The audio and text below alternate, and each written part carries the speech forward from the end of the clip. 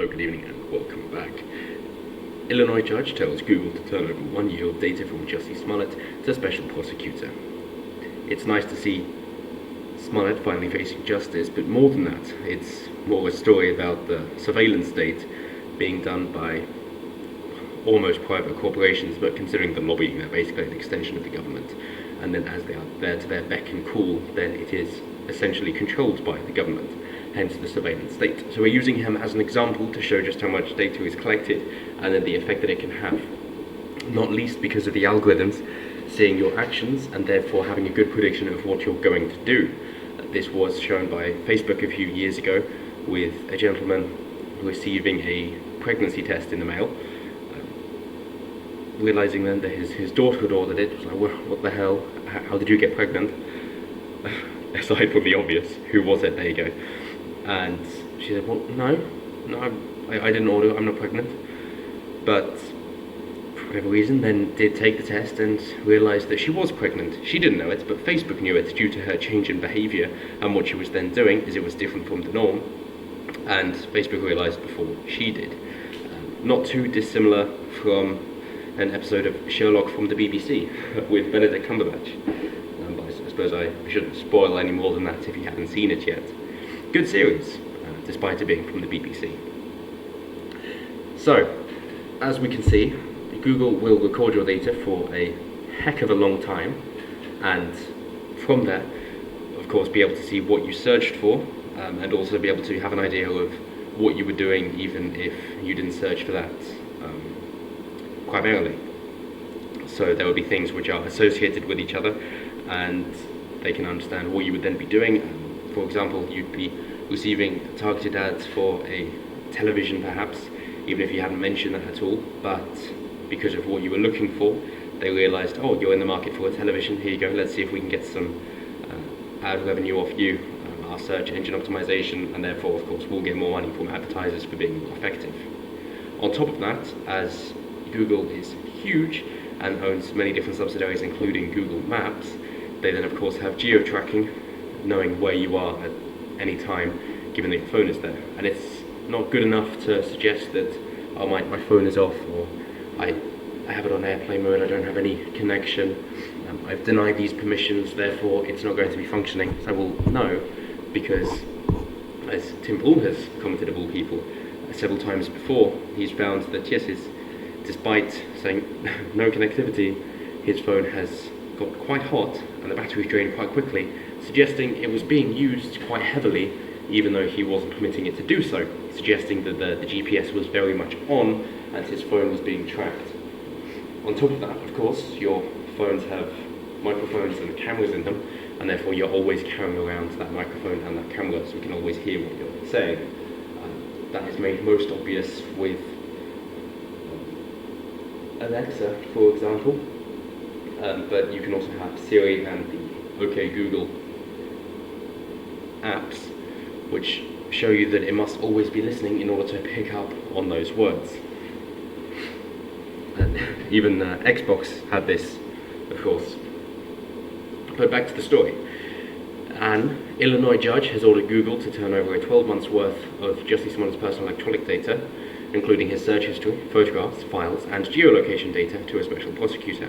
The search warrant from Chicago police demanded all files and emails associated with Google accounts linked to Smollett and his manager, Frank Gatson, from November 2018 to November 2019. You think you have privacy? How about no? And there's the classic argument to say, well, I don't mind them doing this, given that I'm not doing anything wrong, and therefore Justice Smollett gets what he deserves, and it's good that we have all this information on people and have such a surveillance state, because it stops people from committing crimes. Firstly, no it doesn't, and secondly, this level of surveillance has been going on for a while anyway, or at least attempts to. I would suggest that the Soviet Union, or maybe even China, would be good examples of that, with the Soviet Union even creating the gas chambers before the Nazis, of course, and their local wagon collections, which would just very simply be a bus with the carriage bit slightly separate, so maybe more of a lorry. It would be airtight, and then the carbon monoxide fumes would be pumped into it, killing people in transit or just where they've been collected. Very simple, super effective, super deadly, and evil. And so they have records of people, create laws, and then prosecute retroactively. Not too dissimilar from what John MacDonald wants to do, of course, to any conservative, that he would wish to create laws and then punish retroactively. So even law-abiding citizens would then be punished.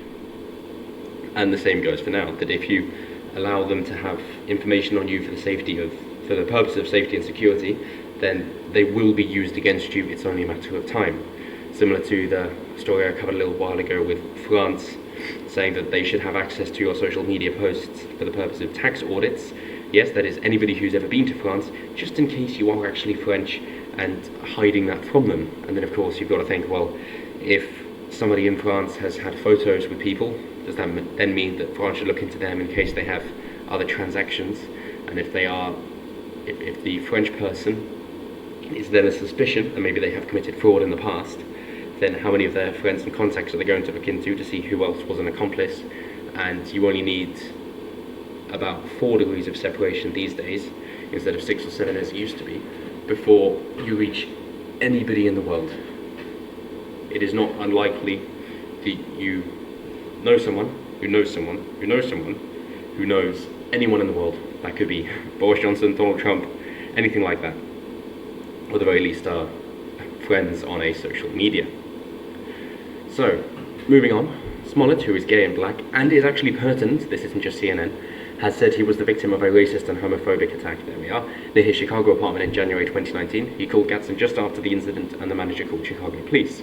He was saying, oh, this is MAGA country, even though, of course, the supporters wouldn't be there in downtown Chicago at about 2 a.m. in the morning, when Smollett decided just to go to Subway, and conveniently knew where all the CCTV cameras were in order to have it recorded. Suggested that yes, his attackers were white. They then ended up being Nigerian brothers. So he said, oh, okay, they were wearing whiteface, clearly. Threw them under the bus completely. He then went back to Africa, and then suggesting, those brothers, yeah, they're gay. And of course, that isn't acceptable where they're from. I believe Nigeria, could be wrong on that. And came back to America accordingly. Here we are, the brothers. Give it a go. Alabinjo and Abimbola Osundaro. There we are. So the warrants for the search were signed on December 6th, but the judge ordered Google not to disclose them. Google did not immediately respond to CNN's request for comment. Smollett's publicist Pam Sharp declined to comment Wednesday on the search warrant. The former Empire actor has repeatedly denied making up or orchestrating the attack, which we all know is bullshit. The special prosecutor, former US Attorney Dan K. Webb, is investigating how State Attorney Tim Fox has handled the case and her office's decision to end the case against the wishes of the police department. Yes, this is just classism, put simply. It isn't about race or creed, ethnicity, it's just who has the money. And seeing as he is friends with the Obamas, or at least has met them at least once beforehand, it's just he has friends in high places, and therefore that's all that matters, and he will get off. So there was even more public money being put into it to try and find out what happened, but it's always going to be skewed, and I don't expect justice to actually happen. Smollett had been charged with 16 counts of felony disorderly conduct, but Fox suddenly dropped all charges in March. They said he had forfeited $10,000 in bail money and done community service. The actor faces a civil suit from the city that demands reimbursement for the cost of investigating his reported attack.